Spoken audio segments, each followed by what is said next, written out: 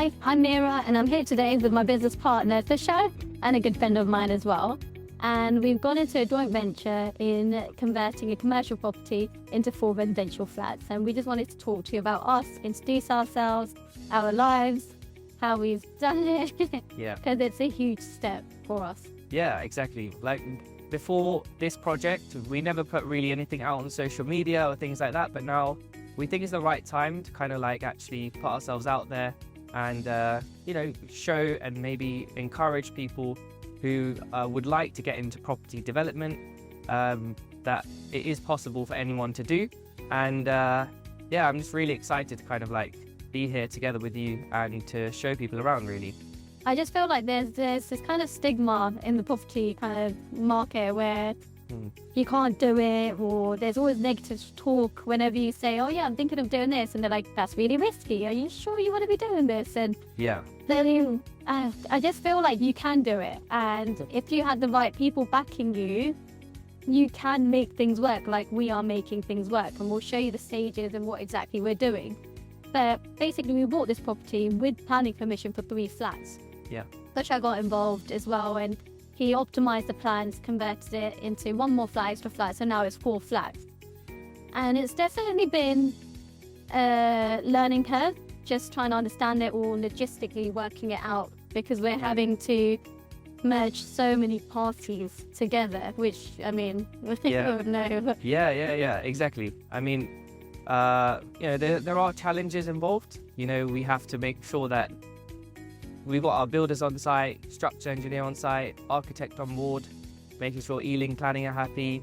Building regs. You can see the scaffolding that's outside. All of these things, you need the right licenses, you need the right builder agreements, party wall agreements. JCT contracts with the builders, making sure that's all correct as well. Yeah, exactly. So there's a lot to kind of like do, but when you do it together, it can be shared, and we can share responsibilities and work together to help remind each other what needs to be done, because both of us are kind of really busy outside of property development. We've got our own lives, we're doing our own thing. Like, I'm a mum of 3, I've got 3 kids, I've got my own mortgage brokerage, then on top of that I'm doing commercial, development finance. It's insane. If you saw my daily life, you would be like, what, how does she function? The way I am. Exactly. The I think that's a great attitude to have, because when you have that like really hard working mindset, if you work long hours, your weekends, evenings, you treat, I don't know, your life as your job, in a sense that you enjoy, you live it, eat it, breathe it, you just enjoy every moment, even though it's work, but you know it's going to be rewarding at the end of it. To be honest, because Dusha and I have such a passion for this, it's actually been really exciting. I don't see it as work. I don't see it as something where I'm like, don't want to wake up, don't want to go. Every morning I'm like, when can I go in? What kind of progress has happened this week? And what are we looking at? And it's just every day having this opportunity. Like, we are so grateful that we've been able to be in this position, being as young as we are. To be able to do something to this caliber. It's amazing, and the message that we want to send out there is you can do it too. As long as you've got the right team behind you and the right people, I genuinely believe any person can do it. If I can do it, honestly, any person can do it. When we came here together to see the property, the estate agent thought, we're quite young, so he wasn't sure whether are we genuine, serious buyers that were actually in a good position. But because obviously Meera's got the mortgage background, we have like the relevant mortgage in principle, and we have, the right evidence to document on the paperwork side of things. Bridging side of things, making sure that the development stacks, the GDV stacks. So for example, we bought it for 605,000. We're looking at a GDV of 1.3 million, if not slightly above that, hopefully by the time this project finishes. So what, we're in about 4 months in? 4 months in. Jan, so now, 4 months. And the development itself has been huge. We're looking at another, I would say, 2 to 3 months until the project's finished. But literally, at the scale and the project that we're doing currently, it's huge. Yeah. And I think there's only certain types of people that have this drive, innate drive in them, that can really make something like this work. Absolutely. I think. Yeah. My personal opinion. No, 100%. Yeah. So obviously, it's this project originally we came looking for buying a joint venture together, and then why do you think we ended up doing like this, like a commercial project rather than anything else? Because firstly, the stamp duty saving, it's just huge. And the way we can convert it, we can retain it and be getting a rental of around about 8,000 approximately on this build. The figures just work for me. And it's a no-brainer that we're going to a commercial and do this kind of work and understand it all logistically, how it all works. Because I've got property developers that are always doing this around me, but yet I've never been able to say, okay, I'm doing it. And now I'm in a position where I'm like, we are doing this. Yeah. And I can understand people much better. I can understand the processes. And for me, within my business, if my clients grow, I grow. So I want every person around me to be able to do something like this, because if they're growing, then I'm flourishing. And that I treat all my clients like my family and friends. Like, I don't see a difference between somebody that's a client to me and somebody that's a family friend. They go hand in hand for me. That's amazing. I mean, obviously, inside the project right now, we can go in and have a look, but it is still quite of a building site. But we have done some site tours and things like that, of bringing people to see the property as a learning experience, you know, going on site, seeing what's going on. We come here how often? Like once a week, once every 2 weeks, you know, so we can kind of keep track. But also we have our builder over there and our architect. They send us like photos, videos, like what's happening every single day, so we know what's happening every single. We liaise with our structural engineer. Vijay, he was really good. He's kind of kept things, you know, going for us, even the times that we're stuck trying to understand it all, where everything goes. He's really explained it to us, and it's amazing to be working around these people and building this kind of team where I trust them so much that I can leave the project for a week and know that everything's going to be happening. It's fine, and you know, I can let go of the control a bit, as well as understand and have weekly updates and see what's going on. Yeah. So yeah. And what about, you know, like your mindset? Like, what made you think that, you know, that you could do something like this? Honestly, I always knew inside of me that I had the confidence to do something, but it's about taking the first step. Because this is risky. At the end of the day, when I've been telling people about this, they're like, oh, you're taking out bridging, you're doing this, you're doing that. And they think I'm, in a way, like crazy for doing something this size, and what if it goes wrong, and what if that, and what if this? And I'm like, what if everything works out? What if this was meant to be? Yeah. And I really believe that it will work out. And I mean, it is working out, so... Yeah, exactly. No, what I agree. about you? Yeah, I agree, 100%. What made you go into commercial? I think the stamp duty saving, that in November 2024, when Rachel Reeves announced that the stamp duty for residential property is going up to 5% additional surcharge, plus the residential, so the commercial stamp duty rates are 2% for the bandings from above, I think, 150,000 and above. So it's a huge saving there. Plus you've got savings in terms of capital allowances that you can claim on commercial properties. Plus you've got the VAT saving for the, you get a reduced rate VAT compared to a normal residential conversion to the builder. The builder only has to pay 5% VAT, so he only charges us 5% rather than 20%. So it's 15% saving on this huge project. And limited company, so you want tax benefits as well there.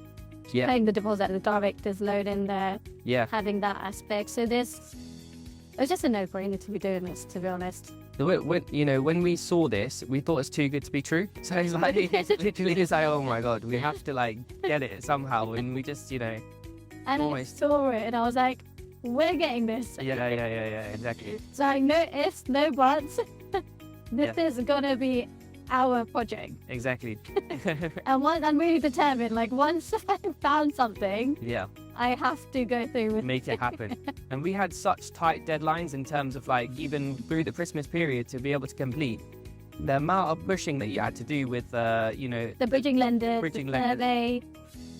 It was insane. that was literally touch and go, because we were worried if you don't complete on the day of completion, do you lose your 10% deposit? Honestly, we were at a position where at 1 week we were like, oh, I think we may lose our deposit. Are they going to give us that extra week? We needed the extra week, which is the Christmas period. Yeah. But that, I was holding my breath. He was holding his breath, and we were thinking, Yeah. what's going to happen?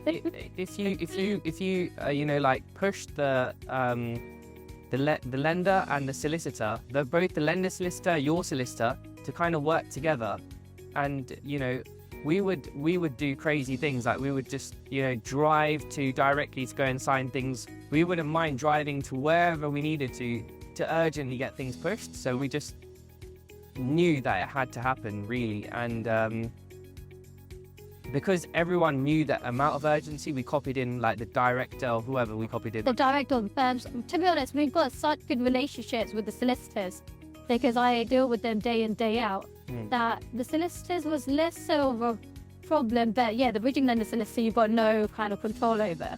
So that was a bit difficult, I would say. But then again, all of these things, we got through it, and it's all okay. Yeah. And I think, for me, there's so many positives. Yeah. That I don't see any negative in this whole project. Like I will never turn back and say this was the wrong decision, or why did I do this? Never ever. Absolutely. Even in my mind, I thought, let's say if the numbers are not even that amazing, but they are actually really, they are actually amazing. But even if they weren't, I felt like this is such a good learning project that we might as well do it, so that we learn and as well get a good, like return on investment as well. So we are kind of, thinking now to scale up, because now our mindset's kind of broadened. Now we know we can do this kind of project. So I feel like going forwards, we can potentially do further projects, as well as, help other people to kind of do these projects themselves, or if they want to invest with us, they can invest with us, or if they need the financing for it, maybe they need the financing with the for it. bridging. A lot of people don't even know this about bridging. You could get the bridge out in order to purchase the property, and get further bridge out in order to do the refurbishment works. Absolutely. So that is literally a no-brainer. You're not even touching your savings. At the end of it, it's rolled up. You pay the interest off to the bridging lender. As long as the numbers stack, you've now bought an asset that's worth X amount, as well as you've got it all on the financing. Yeah, exactly. Real money on credit. Even when you have your bridging terms agreed, right? We can then even borrow even further. Like, so even if you think, originally your plan was to put this much in cash in, but you need more cash, you can always go back and borrow more. They'll need to carry out a survey, but you can go up on that based on what kind of GDV you're looking at. You will have a certain loan to value, which I can go more into it afterwards. If you want to contact me, you can. But there's ways around it. It's never... And you know what? People always say, you just have to go in. Like, the time is always going to be right. Go in, do it. Like, place plummet into it and just get it done, kind of thing. Absolutely. Don't think too much. Don't tell people too much. Takes a lot of time when you're telling people what do you get. Exactly. I would say for someone who's completely just starting out from the beginning, from scratch, first gain some knowledge, see what other people are doing. Secondly, then maybe start with a small project where maybe you buy your own residential house. You go to Meera for a mortgage broker, you go buy your own, get some advice, and first buy your own house, or buy your own first buy-to-let investment property. Slowly, then all the kind of things will piece together so that you can do a development. But probably to start off with a development, you'd have to have a lot, of knowledge or help to help. Yeah, you'll need the right team. So if you're going to do something like that, you need to make sure you've got the backing of the right people behind it. And people that you trust, to be honest, as well. Trust is a huge thing, especially when it comes to investing to this kind of scale. Yeah. I understand there's that side of it is risky as well at the same time. Yeah. But if you do your research, and there's so many good videos out there, Yeah. and you've done so many as well. Yeah. Yeah. And you started off doing a lot of this residential. Yeah, exactly. Yeah. I mean, I started off by just doing small buy-to-let conversions, like flat conversions, converting 1 to 2 bedroom flats. But I know a lot of people, they just like to just buy straight vanilla buy-to-lets. But I think that strategy nowadays doesn't work as such because the yield in London is not that great. Maybe out. The taxes are killing us as well a bit, isn't it? So. Exactly. So you're kind of now pivoting where the strategy, it seems to work, is converting these commercial premises, or even you might have land that you can convert, or maybe you've got offices which you want to convert. Those type of things seem to be where the most uplift can be achieved. So, yeah, I think it's been a good project so far. Quite excited about how it's going to look at the end. It has, and I'm lucky to have Tushar with me because I finally feel a bit like it's okay. Tushar's on board, kind of thing. Not sure he feels the same about Yeah, no, me. 100%. No, 100%. No, absolutely. By doing it together, like especially, we've got a good relationship. If you're like friends or family or anyone that you're really close with, I feel like it just makes life so much easier. I'm comfortable. We talk to each other every single day. Yeah, we do. We tell each My other kids everything. know him. So it's a wonderful relationship to have. It's not just strictly professional. Yeah. It goes down to much of a personal level, and yeah, it's nice. I like that. Yeah, perfect. Shall we Head inside. head inside? Yeah. So we're here with Fasharul from Baida Design Studios. He's the architect on this project who's been helping us with doing the design, converting the property from commercial to residential into 4 flats. So I just wanted to ask you, how have you found the project, and what have you done so far to kind of like help us out?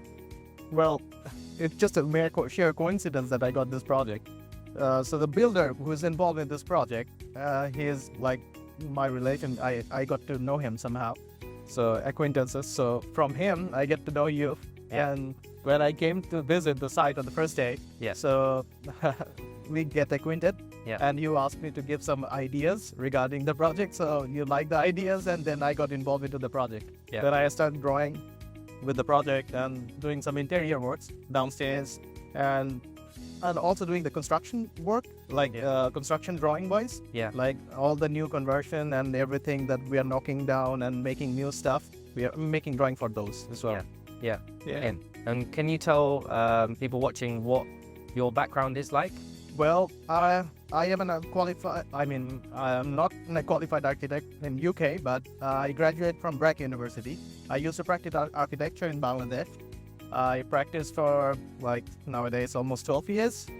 And I used to work at a big farm in Bangladesh. I was involved as a project architect for Hotel Sheraton, which was like a prominent project. And I did some commercial projects as well. Mostly high-rises building and hotels and hospitals as well. And then I started my own company eventually. So then I started doing some commercial projects and interior works, like commercial interior. Yeah. It's quite significant scale. Amazing. Yeah, no, it's brilliant. I mean, I'm so happy that I met you, and you've made my life like so much easier that you're the bridge between me and the builder. I sense that technically your expertise, knowledge can bridge that gap to say, I want you to do this with the stairs, I want you to do this with the layout. Right. And then you can then communicate that with the builder. So how has that been so for you? I think that's the way to do work, because actually architects always deal with the clients and then they project manage and get the masses through and get it done.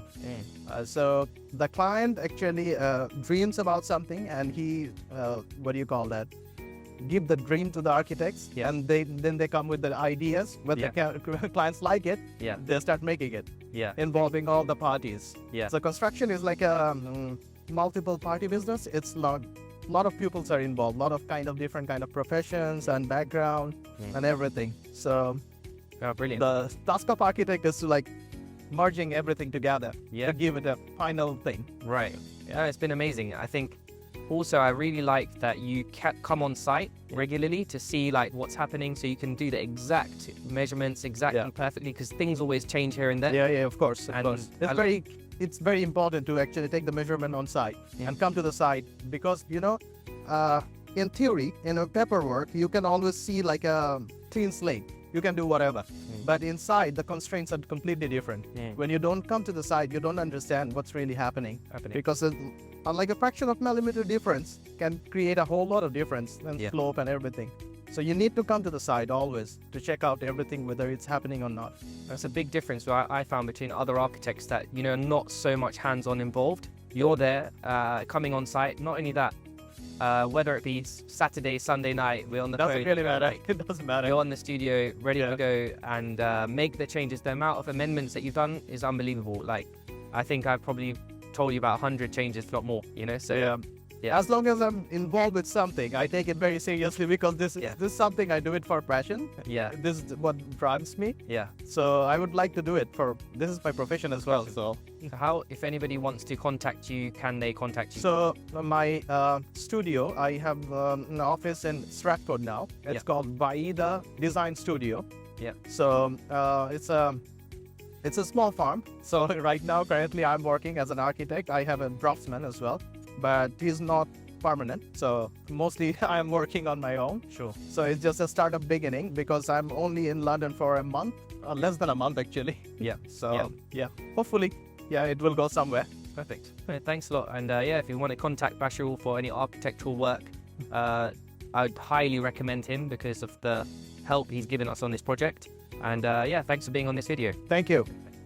So we're here on top of the whole building, in a sense, where you can see, you know, the whole skyline across the whole of London, which is breathtaking, really. I can't believe, like, obviously we never knew this view was here when we first viewed the property, but only now we've kind of got this uninterrupted viewpoint. Like, there's no building in front of us that's like blocking our view, which is amazing to see, that you've got literally direct views of London, panoramic all the way across. You can see Canary Wharf, you can see the Shard, you can see all of that, tiny little buildings from where we are. And you know what? When I was thinking about it, this is a W3 postcode. So we are pretty central enough, I would say. Central, yeah, it's true. Literally, one good thing about Acton is, like you say, it's like only one stop from Paddington on the Elizabeth line, such a convenient location. And then, you're so close to the city as well. It's up and coming, I think. There's a lot of investment going on. You can see the high street really coming up as well. Nice restaurants. Yeah, as you said, there's like a massive development happening there. You can see the skyline is slowly there. Everyone's building up. So it's a perfect area to be in. 100%. I think the location that you decide to invest in makes a big difference. So we want to obviously try to maximize these views if possible. So if any way we can get this to be, you know, a roof deck or something, will be really amazing. I was thinking with the windows here, if we have them opening out as much as possible, so you can have like uninterrupted views as well. So make the opening as big as possible as well, because we haven't yet decided how big the opening is. No, we've still got that to go. So usually we have a timeline of things to do, and as time goes, we're kind of prioritizing certain things, not prioritizing certain things on our kind of project management Excel sheet that we have. So yeah, that's been good. So we just wanted to give our reactions on the changes that have happened in the property, which is really amazing. You can see that we've already done the joists, the steel beams, the shape is coming together off the mansard loft conversion, which I'm really pleased to see. I mean, it feels really spacious, it looks really spacious, with the brick walls on the side, that side, and I don't know, what do you think? How do you think it looks? I just think that this has now put things into perspective. Today when I stepped in, I was like, oh my God, this is happening. And I was a bit in denial when I was talking to him, but it's amazing. This is now going to be converted into a studio. This is our 4th flat. And I think it's good. Yeah, amazing. I mean, seeing the progress, and today we had like the building control come and sign off the beams and check that everything's in place, which is really a big tick box, because each stage that they come is like another you know, checking the tick boxes, like we've done the next bit, and it's really progressing well. And I'm surprised about the ceiling heights are pretty good, even in the loft, you know. It feels like you're not really in a loft, but at the same time, you've got the amazing views at the back and both sides. Then you can see the shard from here. Yeah, exactly. insane. You can see the shard from down there. It's amazing. I mean, it would be amazing to have, like, I don't know, if possible, allowed to do some kind of roof deck, I don't know, space, but that's something we could consider as another planning option. But with the views anyway, you can see them directly from the window outside. We've got the scaffolding up, so we can't show you right now, but Yeah. yeah, once the scaffolding's off, I think we'll give you a snippet of that as well. But yeah, happy with everything, and I'm just relieved that building control is fine, because a lot of the time when the stages that they're coming, you never know what they're going to say. Are they going to be happy? Are they not? So yeah, it's a huge relief off us. 100%. The other thing that we had to make sure was that the neighbour's party wall, the chimney was massive all the way along, and it was quite a big job to remove all of those bricks, but it was worth doing in that sense. And luckily we built a good relationship with our neighbours and they approved it. So on this side, we've got a gap between our wall and the neighbour's wall, so there's insulation between it, and we're not going to be... One lady, she knocked on the door and she was like, oh, are you going to be building on my wall? I don't want you to be, like, you know, making noises. Like, how much insulation are you putting? I was like, don't worry, we're putting loads of insulation in place. You know, we've got to meet the acoustic regulations and stuff. So we also want to make all the neighbours happy too. You know, we work together with everyone in that sense. So yeah, and if the neighbours are happy, we're happy. It just goes hand in hand. So good to have good relationships with people around us. Even when we did the 3-flat strategy, the 4-flat one, what Ealing do, they send a letter to every single neighbour, and they give they consult with all the neighbours. If they are not happy, they can write a comment on there and say, oh, we don't want this to go ahead. So, you know, knocking on the door, speaking to the people, being friendly with everyone. Some people come past, when you've seen in the video, people walking past us. But a lot of the people in this area, like the shops and stuff like that nearby, they will come and said, oh, what are you doing? What are you doing here? And they're happy in a sense that we're getting more housing, which will help to develop better housing in this area.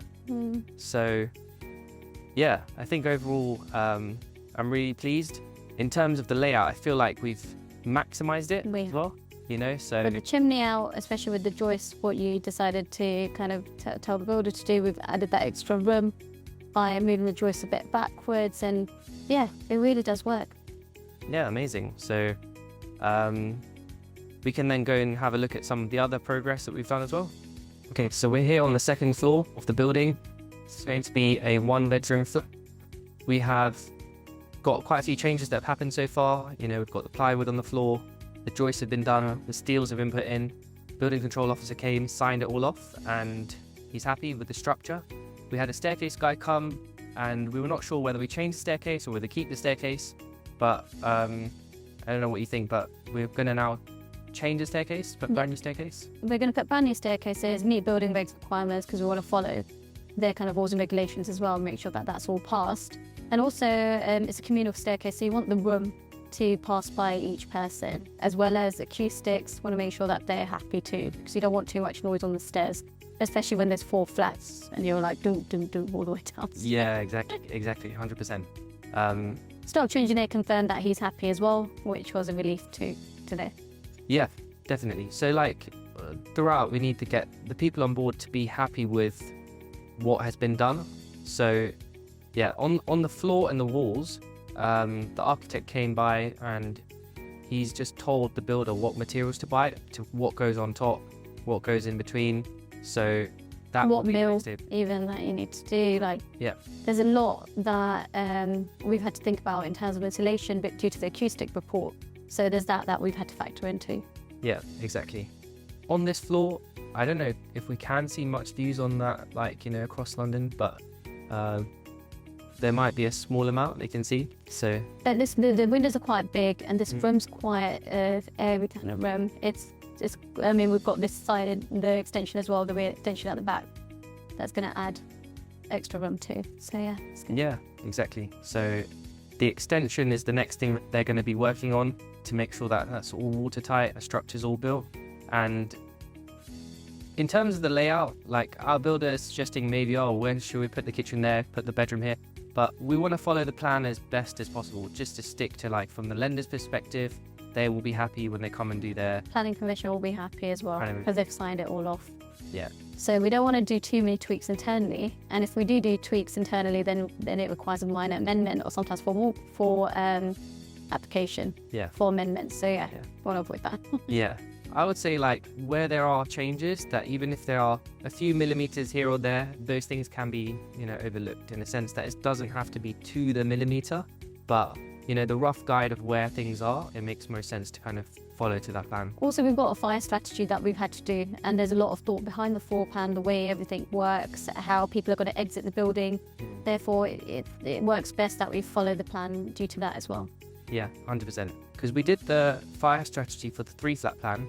Now we'll have to do another one for the 4-flat plan, which will need to be approved by building control as well as approved by the fire brigade as well. But with this, it actually makes it a lot easier because it's just one protected staircase with the AOV at the top. Whereas before, we had to have 2 staircases going up into the duplex flat. So I think it actually makes life big more flats than the 3. Definitely did. So we're on the first floor flat, and you can see the changes that have happened. Again, the plywood flooring that's been done, which makes it a lot more safer. We can actually walk safely along the floors everywhere. We're not going to fall. You're not going to fall through.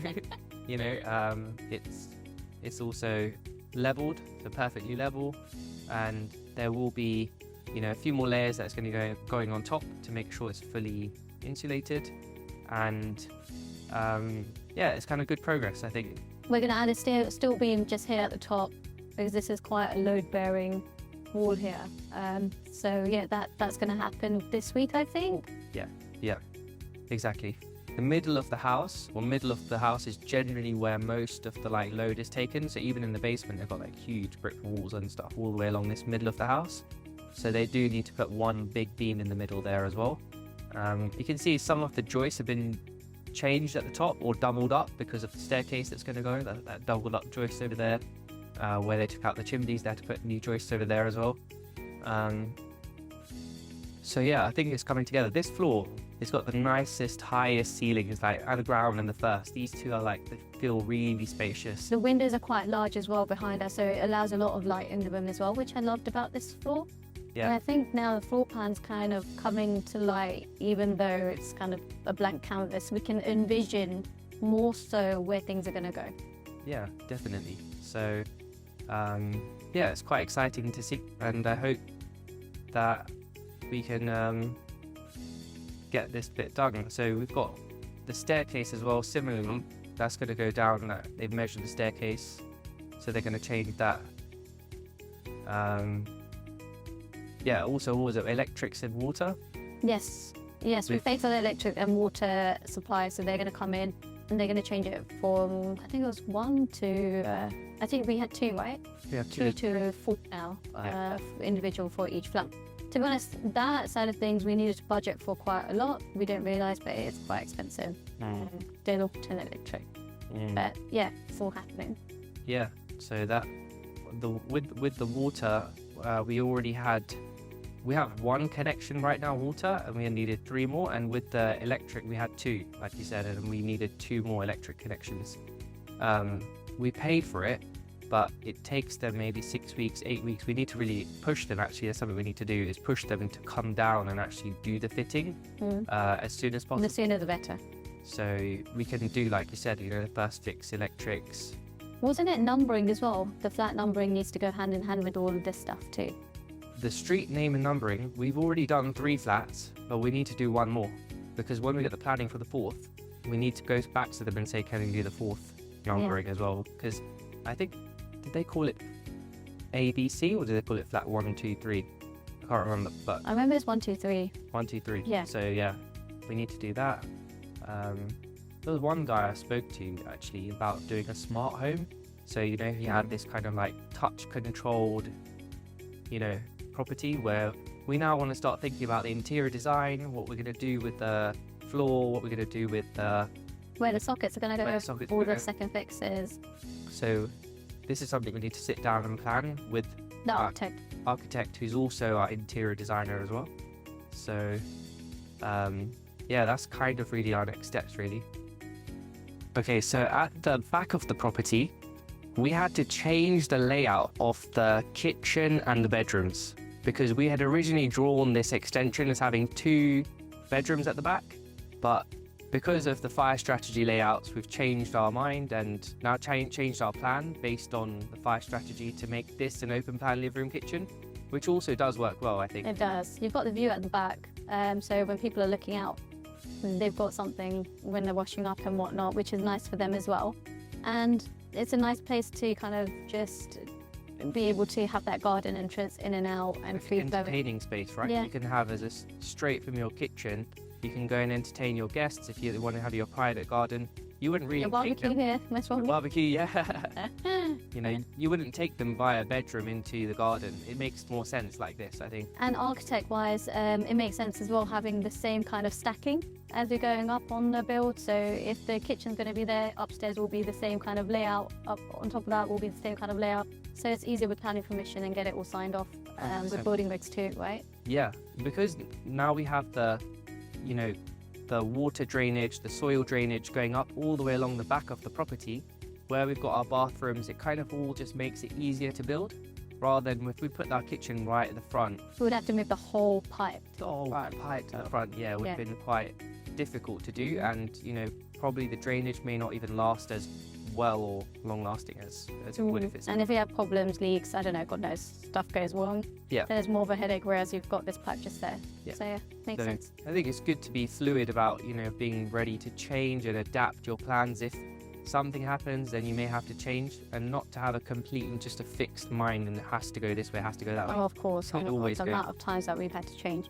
We had planning permission granted on this, and yet we still are having to revisit, go through planning, optimise the plans a bit more so that it works with us and our kind of what we've envisioned.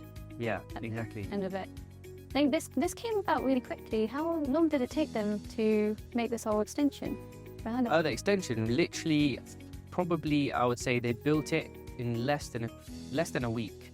Which is insane. Yeah. And people spend months doing extensions. Yeah. And it just goes to show that we've got the right team, we've got the right builders, we've got the right amount of people coming in and out. So sometimes when you need something done, you'll bring in extra workers on board so that we can speed things up, which is great about this builder. Exactly. And you've got like the process of how he, you know, dug the trench foundation, put the concrete in, built the blocks, did the insulation, got the building control to sign it all off. It went much faster than, you know, really expected, you know, so there was this, like, you know, Thames Water manhole we had to move out into the back, but this isn't part of the public sewer, is not in our space because of the drainage. It actually goes further than 5 meters away from our house, so we didn't need to have a build over agreement. It was fine just to keep up. That would require a survey, that would require so much work, so that was a huge relief to us, because at first we were thinking, do we need this? Yes. And then at the back, we had planning for an outbuilding, didn't we? Yes, we did. But I think doing this project in itself wasn't big enough. Right. What do you think? Yeah. I agree. We could have done an outbuilding here. But I think 2 things. One, the garden would have been too small. Oh, yeah. And also, it doesn't add that much value to the flat. In terms of rental, in terms of sales, the flat with a nice garden, nice place to space to kind of sit out, is big enough internally. They don't need more storage space, you know? So, yeah, I think you can see from the back, they've done the steel beams in ready for the balconies at the back. We wanted to try to maximize the space on this rooftop to have a big outdoor balcony. Yeah. But currently we've got like 1.7 meters depth for the balcony. But we want to maybe try to extend it. Yeah.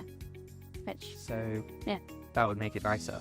But that was also in our plans that we tried to like extend it. But because we really want the 4 flat strategy to be approved, we just stuck to the same size balconies as the 3 flat strategy. Because to be honest, if you're doing too many changes, especially with planning, it kind of throws them off a bit, and then becomes more difficult. You've got more things to pass with them. Mm. So we'd rather have had the fourth flat than sacrifice that. Exactly. And we kind of changed the front facade of the property as well, which we'll show you. And that in itself has taken a lot of work. Yeah. Yeah. So yeah, makes sense. The two things that add the most value would probably be the changing the front window and adding the extra flap.